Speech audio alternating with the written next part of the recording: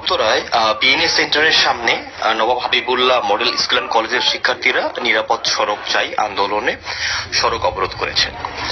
তারা মূলত দাবি করেছেন যে উড়াল সড়কের প্রান্তটা রয়েছে সেখানে রাত্রে সন্ধ্যায় ছিনতাই হয়, সড়ক বাতিও নেই, যার ফলে সেখানে যাত্রীর নামা বা ওঠার সময় নিরাপত্তাহীনতা যাত্রীরা ভোগেন।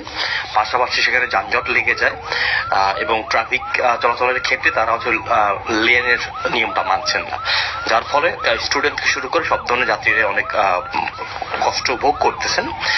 এই জন্য আসলে তারা আন্দোলনে নেমেছেন যাতে সরকারি ব্যাপারটা তাদেরকে ভালোভাবে দেখে এবং সুন্দর একটা স্টেপ নেয়। পাশাপাশি এখানে পুলিশ আছেন যারা ছাত্রদেরকে নিরাপত্তা দিচ্ছেন। এটা হচ্ছে সর্বশেষ খবর।